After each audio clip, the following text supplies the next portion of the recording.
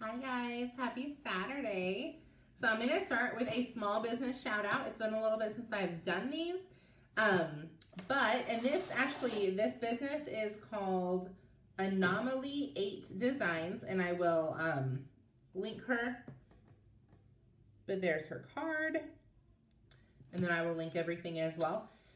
She does a lot of custom things, I think, but what she sent me were some earrings to check out, so I'm going to show you guys. They are super cute. These are some oranges.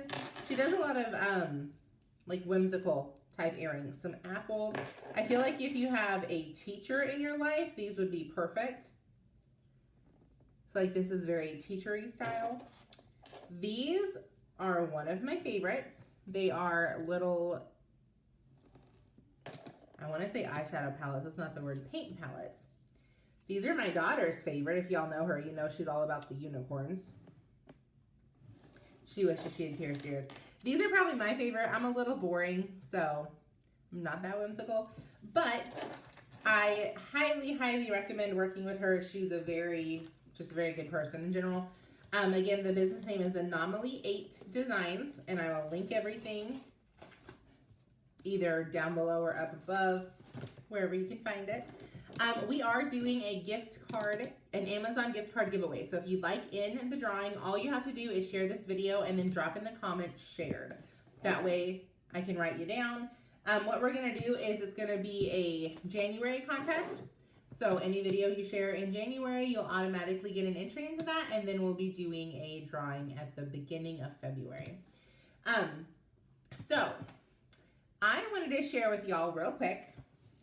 This is something that I've done for the last 2 years, and I can tell you in 2 years of setting goals this way, I've accomplished more in my personal life, my relationships, my career, everything, more in 2 years than I did in 10 years before that. And I was a New Year's resolution junkie.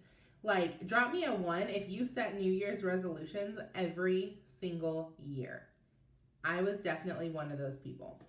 So, the reason I threw New Year's resolutions out is because we tend to set huge goals for New Year's, and they're goals that you can achieve in a year. The problem is we don't focus and stay on point for an entire year. So by the time, there's two reasons that you aren't going to get your New Year's resolution. One, you're not going to stay focused on one goal for an entire year. That's not how our brains work. 2 is your goal is so big by the time you do decide to work toward it, you've wasted half the year, if not more than that.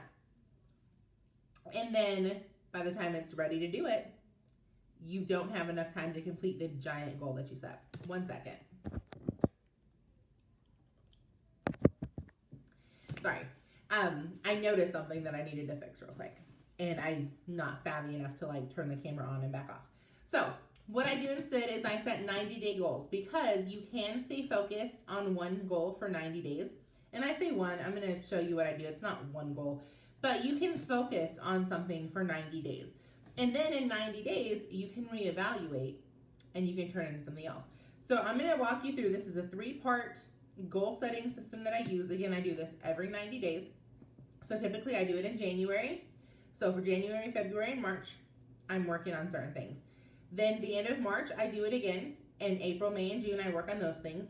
End of June for July, August, and September. And then the end of September for the last quarter of the year. And it just constantly gets me reevaluating my goals and actually pushing and actually reaching them. Oh, thank you. Yes, so if you share this video, drop down shared, and you will be in the contest for the Amazon gift card. So, part number 1. I want you to write on your paper, numbered 1 through 12, and you're going to write these 12 categories. Spiritual growth, business or job, or career, or whatever you want to place there, but basically your work. Personal development, so this is you working on your mind. Self-care, so that could be anything you want to do in self-care. I usually put like exercise and diet in there. Your marriage, so if you're not married, pick another relationship that's very important to you. It could be, like I have a lot of college students I know that watch me, So maybe that's your relationship with your parents, especially at the college transition. Your relationship with your parents can really become strained. So that's something I would definitely work on. Your home. So again, if you don't have a home, like you don't have your own little family yet, then your college dormitory, whatever it is that is like your space. Number 7, I did put mom down. So I already have parent down even for an adult. But again, another relationship that you want to cultivate in there. Number 8, as a friend. Okay, number 9, teacher. Now again, 9 and 10 may not be for you, and that's okay. If it's not, then you can either omit them or replace them with something else. So teacher would be, I teacher down twice. One for, well, I used to have teacher down twice. I don't anymore. One would be for Glory, because I do teach her, I homeschool her. Oh, duh. Okay, number 7, I have mom down, but that's me as a mom. I was like, why? I don't remember writing mom down. Just kidding. So number 7, I have mom down, but that's like me as a mom. These are the hats that I wear and the different areas that I focus on. So again, if you're not a mom, write down another relation you want to cultivate, or you can skip that part. Number 10, I used to always have teacher in there because I always taught on the side. This is probably the first time I've done this and I'm not teaching anywhere on the side, but I'm actually replacing that with, actually, I don't know if I'm replacing it yet, so I might just omit that. Number 11 is lifestyle. So again, you can put whatever words you want for these 12 categories. So the point is you're trying to think of 12 hats that you wear. So lifestyle for me, that's where I put in like working out and nutrition, because for me, self-care is more about like getting my hair done and like that part of self-care, because that's what relaxes me and what like zens me out, I guess. And then self-care is also journaling for me. And number 12, I put down leadership, because that is something that is very important to me, and it's something that I have worked really, really hard over the last couple of years to get better at, and a lot of things are just coming to fruition this year, which is awesome. So now what I want you to do, again, you're not doing, I'm sure you're not doing it right now, but you can rewatch this video. I want to make this as quick as possible, so I'm not waiting for you to finish all the steps. So you should have 10 to 12 things written on your list. Beside each one of them, you're going to put a number between 1 and 10. 1 meaning I did very poor in this area, or like I'm currently doing very poor in this area. 10 meaning I'm crushing it, okay? And then beside the number, you're gonna write one thing that you can do in the next 90 days, one thing you can focus on that will cause you to become better in that area. For example, number 1, spiritual growth. I wrote down an 8 because that is something I'm very consistent in, but something I could work on is doing Bible studies more often. Because I listen to sermons, I do my personal devotions. What I don't do is like in-depth Bible studies, and I want to get more into that. Let's see. Okay, so I'm reading off of an old one. So I put number 6 was my home, and I put a 9. I'm pretty diligent about cleaning. And then I just put hire a house cleaner. And that was something that had been on my list, and I hadn't done it. So since this one has been written, we did check that off of our list. So for me, that was something I wanted to do to just up to the next level. And we just hired a deep cleaner once a month. And so the next thing we'll be hiring is somebody to come in weekly and do all of the little cleaning. Let's see. Mom. Okay, so when I wrote this, again, this was written, this one that I'm reading off, I think it was written almost a year ago. I wrote a 5 in the mom category. You do have to be very honest with yourself. If you're lying to yourself, it's not going to matter. I wrote a 5 in the category. And then what I did beside it, I wrote, I need to read to Glory 5 times a week. I can confidently say we're at the 4 to 5 time a week mark. And I'm not saying just like randomly read to her, or I am saying just randomly read to her. It didn't matter. Now what I'm doing is, I would say as a mom, I give myself like a 7.5 and 8. Oh, I thought someone pulled in my driveway. But what I'm focusing on now is doing our bedtime routine 4 to 5 times a day. Or, just kidding, 4 to 5 times a week. So, different, 12 different things. You're evaluating yourself, and then you're writing down what's one thing that I can do over the next 90 days consistently to bring that score, so to speak, up and make myself better in that area. So that's part number 1. Super easy. Write it down. Just evaluate yourself. Number 2, you're going to tie an emotion to each of these 12 things. So spiritual growth, for example, I put down I want to work on doing more in-depth Bible studies. Why do I want to do that? Because it's not enough to just look at your list on the days that you don't want to do it, for example. How many of y'all work out on a regular basis? Drop me a 2 in the comments. But if you don't want to work out, drop me down a 3. Because most of us, when we get up to work out, we don't really want to. Like, you feel like you want to. Morning. You feel like you want to once you're in the middle of it. Like, it feels really good. But actually getting up and doing it is usually the hard part. So you need to have that emotion tied to it of why am I doing this? So for Bible study, the reason I want to know more in-depth Bible is because my kid is 6. It's not that hard to know more Bible than my child. One day she's going to be 16, and we have her learning Bible actively in school on purpose. So if she keeps learning, and she's learning a bunch of the theology and literally can't even think of the word. I taught a class on this last year. I cannot think of the word. Anyways, she's learning all the in-depth Bible stuff, and I don't continue learning. Like, I just keep where I'm at now.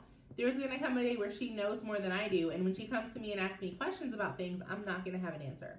So my emotion is part selfish, but that's what it's tied to. I want to be able to teach her all the way through into adulthood, not cap out when she's, middle school, high school, because she is continued learning her whole life. And I mean, I started behind the 8 ball, guys. I didn't start really learning Bible stuff until I went to Bible college. Okay? So, I went to Sunday school as a kid, not very faithful, but we did go. We picked up a few things here and there. I didn't grow up in a home where that was taught, so I didn't learn a lot of the basics.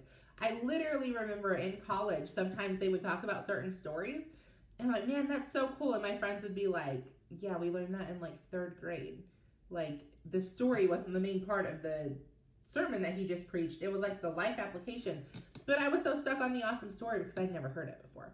So, when you start behind, then you have to play catch up, and you have to be the hardest worker in the room in order to bring yourself to everyone's level. And that's kind of been my story my whole life as an adult.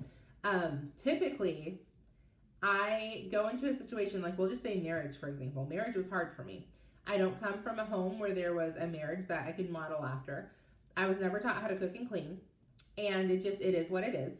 I'm not mad at anyone for it. I'm not bitter for it. But I would look at my friends who were getting married the same time I was, and they knew how to clean their house. They knew how to cook for their husband. They knew how to be a wife and how to do those things. And I didn't. So you better believe YouTube. I YouTubed a lot of things. As sad as it is to say, I literally learned how to clean my house off of YouTube. Same with being a mom. One of the reasons that I'm so passionate about teaching other women how to be better moms is because you need to teach your kids how to be a mom one day. And that's a lot of that is taught as a young woman, learning how to do certain things. So I've been behind the curveball in a lot of areas my entire adult life. So I had to show up more than other people had to show up. And I'm thankful for that because I think that gave me a lot of grit that carries over into other areas when it comes to my career and, ministry life and that kind of stuff. So personally, I'm thankful for it, but I also would rather have my daughter know those things going into it if I can teach her those things. Little bit of a tangent there, but so have some kind of emotion attached to each of your goals. All right, speaking of the kid, yes, come say hi. Hello, I'm watching TV in my pajamas. So it's Saturday at around 8 o'clock in the morning here. She's watching a cooking show. Speaking of learning to cook, that's her inspiration now. She got up at 5:30 this morning and said, Mom, can I start my responsibilities so I can have some Saturday lounge time and watch cartoons? I was like, your whole life is a lounge time, kid. What are you talking about? That is your life. You lounge. But, so she's getting some cartoon time, and then we are going to be productive. So 1, write down your list, evaluate yourself. 2, write down an emotion or a couple emotions for each one of those things. Why do you want to do that? For example, if you put on there under self-care or lifestyle, either one, that you're trying to lose a certain amount of weight, why? What is going to make you keep going when you don't feel like going anymore? Is it because you want to, I don't know, do you want to get on the floor and play with your kids without hurting when you get back up? Do you want to be able to go out and play ball with your kids and actually keep up with them? One thing that I want to do this summer is there's a park a couple miles from my house, and I want to be able to walk a few times a week there with Glory and just really be a lot more active. There's no need to hop in a car for a little 2-mile walk when that could be like a huge thing of exercise. Plus, it's quality time with your kid. However, I know right now, I would be in pain by the time we got home, like a lot of pain, and it would happen once a month, maybe, not a few times a week. So what we're doing is we're walking now, and we're building up our steps, because I know the emotion I want behind it is to be able to walk there and back and hang out at the park and just have fun, and for neither one of us to be hurting about it later. So that's one of mine. The third thing I want you to do is I want you to ask yourself these questions. Hi, Elizabeth. Hey, Janice. If you guys shared this, make sure you share it down in the comments so I can put you into the Amazon gift card giveaway. I want you to write down, what is your word for the next 90 days? I don't pick a word for the year. Again, I stopped doing all of that when I realized it didn't work. So pick a word for the next 90 days, and I want you to focus on that word. I actually have 2 words because I had picked miraculous. That's the word that really just stuck out to me. However, that's more on God's terms than mine. Like, my word is miraculous for the fact that I've seen him do this just over the last month. If y'all don't know, I work from home. I advertise for a couple different companies. One particularly large one that I teach other women and other men how to do the same thing and really just monetize their social medias if they want to. It's not something I push, but it is something that I do, and it's fun. And I've been doing it for about 5 years now, so I know how lucrative it can be if you're willing to show up and work. So just in the last month, I have watched God take my little actions that I put in around my family and homeschooling and my husband and friends and all the different things that we do and blow them out of the water result-wise. So that is what I'm claiming for the next 90 days, is that he takes the actions that I put in and he completely blows them out of the water. But then on the flip side, my word that more applies to me is leadership, because we are taking on so many more clients in the next couple of months and teaching them to do the same thing that we're doing. I say we, my husband and I both do this. So leadership is something I need, and that means I need to lead myself. I need to get up and get myself out of bed. I need to get up and be active. I need to get up and get my work done so I can teach other people exactly what I'm doing. Like, it's hard to have a duplicatable system if you don't have a system. So the system that we created is pretty much foolproof, and it's fun, and it's just getting people, like, you're posting ads on social media. It doesn't cost you anything to post them, and people are coming to you asking about products, and then they're going and ordering. You didn't have to hunt anybody down. That's something, I've been in network marketing before. We always had to hunt people down or rely on friends and family. So when we were able to create this system, I was like, okay, we have found the golden ticket. I like this. And it's just a lot more fun to be the hunted and not the hunter. So all that to say, leadership's my word. Miraculous is also my word. And then ask yourself these questions.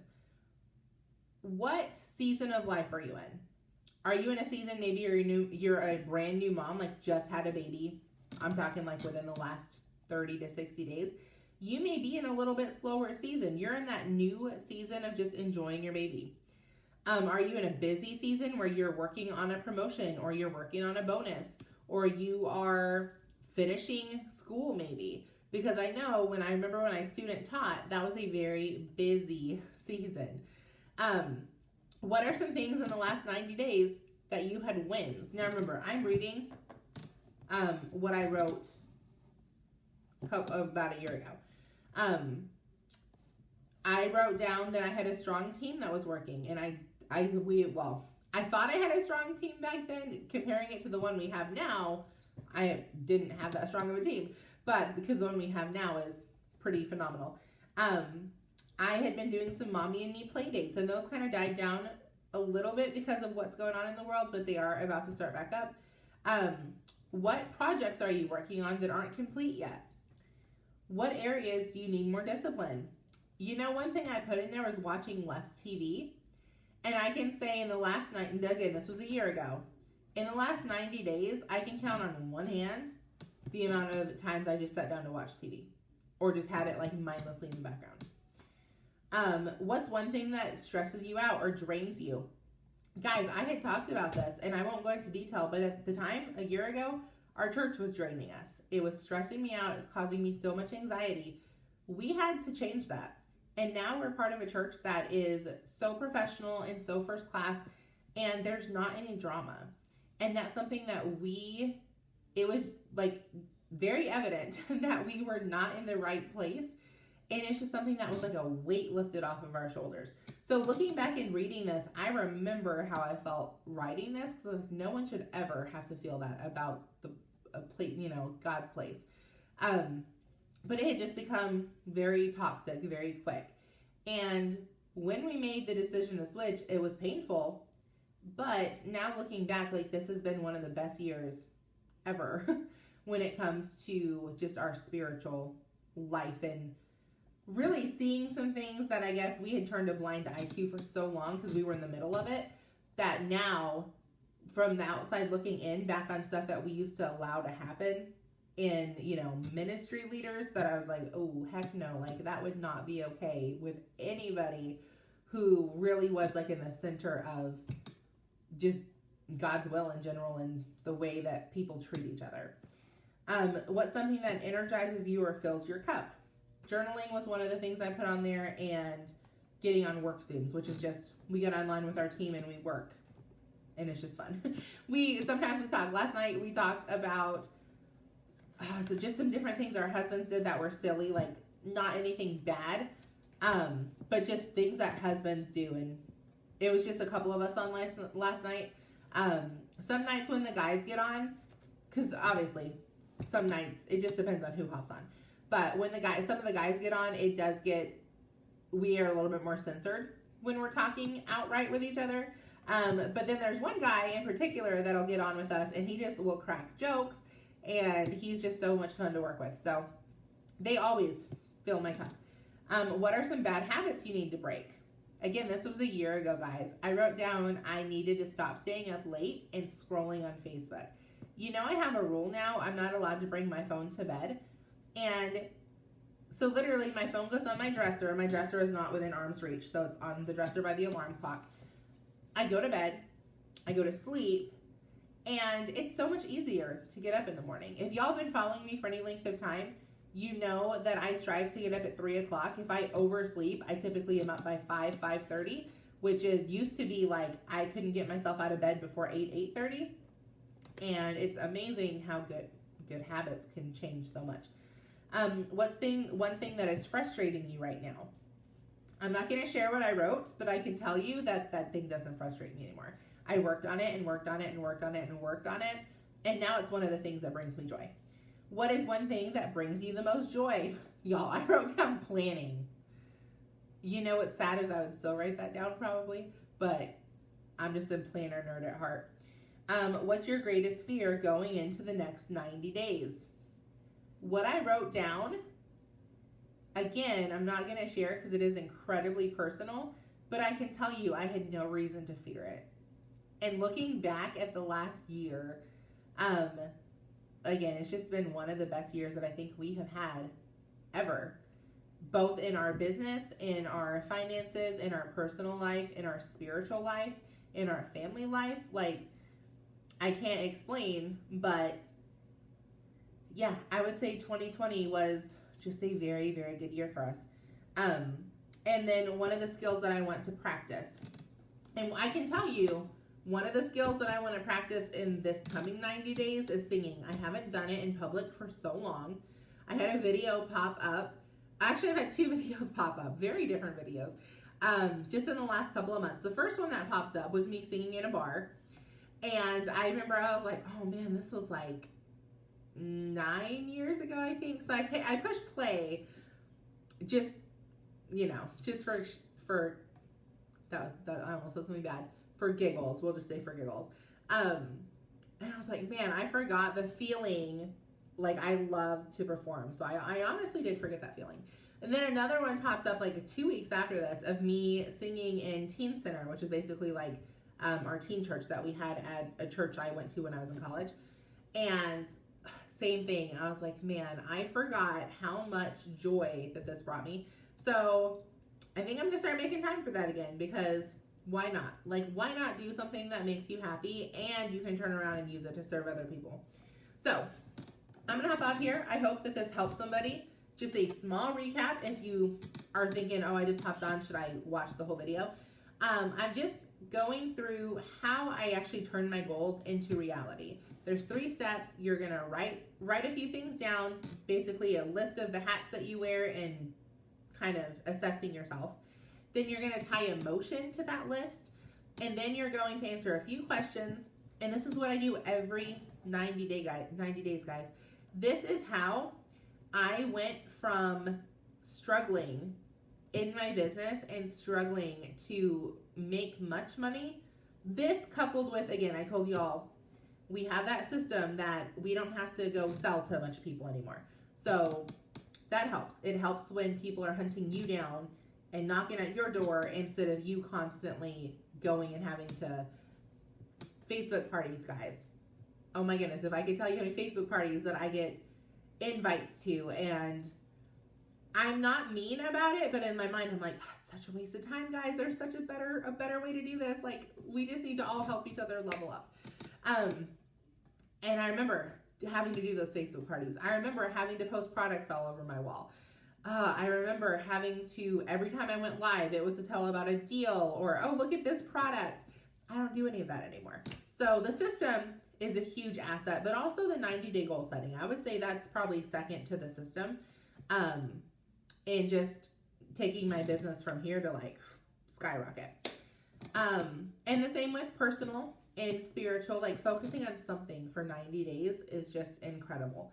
So yeah, that's it. I hope you guys liked it. Again, if you share, make sure you comment down below so we can get you into the Amazon gift card drawing. Bye, guys.